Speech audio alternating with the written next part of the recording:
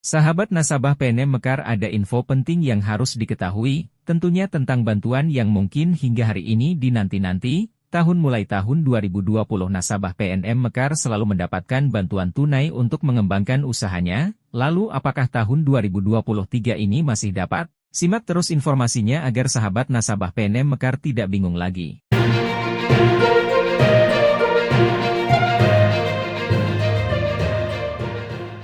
PT Permodalan Nasional Madani, PNM, menargetkan penyaluran pembiayaan sebesar Rp70 triliun di tahun 2023. Target di tahun ini kami bisa menyalurkan dalam setahun sebesar Rp66 triliun untuk 13,5 juta nasabah aktif, ujar Direktur Utama PNM Arif Mulyadi Palmerah Selatan. Arif mengatakan, realisasi pembiayaan PNM setiap tahunnya meningkat. Di tahun 2019 pihaknya merealisasikan penyaluran pinjaman senilai Rp20 triliun. Kemudian di tahun 2020 saat terjadi pandemi COVID-19 naik menjadi Rp24,3 triliun dan di tahun 2021 naik hampir 100% menjadi Rp43 triliun.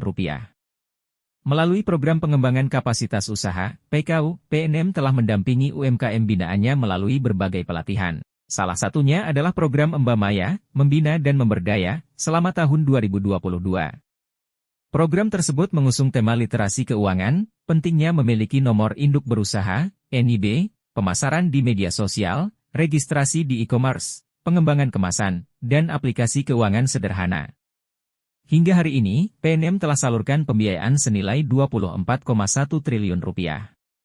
Hingga 31 Desember 2022 PNM telah menyalurkan pembiayaan sebesar Rp202,4 triliun kepada 13.921.722 juta nasabah PNM Mekar.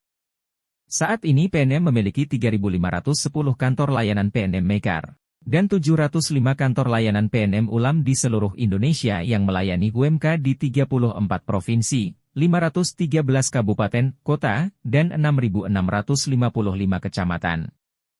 Untuk bantuan PNM Mekar tahun lalu, PT Permodalan Nasional Madani, Persero, atau PNM ditunjuk sebagai pengusul untuk penerima bantuan Presiden, Banpres, produktif bagi usaha mikro.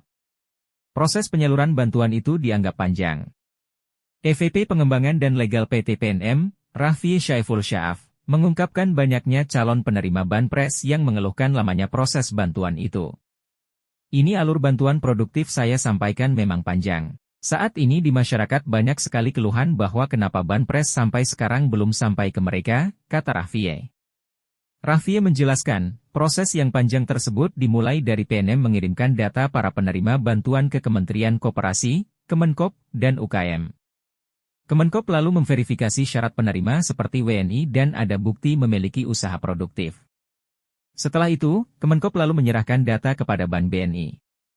BNI lalu mengembalikan data ke Kemenkop setelah data sudah diperiksa. Setelah diperiksa BNI, data itu diberikan ke Kemenkop untuk dilakukannya SIK atau Sistem Informasi Kredit Program melalui Kemenkeu, ujar Raffi. Langkah berikutnya, Kemenkop mengirimkan atau mengajukan surat perintah membayar ke Kantor Perbendaharaan Negara, KPN, sebagai dasar penerbitan surat perintah pencairan dana. Surat itu juga sebagai langkah untuk dikeluarkannya rekening penampung atau rekening pemerintah lainnya, kemudian setelah mengeluarkan itu akan diserahkan ke BNI untuk diserahkan kepada para penerima bansos yang diajukan PNM, ungkap Raffi. Meski prosesnya panjang, Raffi menegaskan Banpres tersebut tetap disalurkan kepada para penerima. Ia membeberkan saat ini nasabah yang menerima Banpres sudah mencapai 4.060.000. Jadi prosesnya memang panjang, tapi insya Allah dengan keinginan kami menyejahterakan masyarakat dari 5,9 juta nasabah, saat ini dalam proses 4,6 juta dan sisanya yang dilakukan penyaluran kemudian, tutur Raffi. Mungkin itu informasi yang dapat admin sampaikan, semoga bermanfaat dan berguna untuk sesama. Wassalamualaikum warahmatullahi wabarakatuh.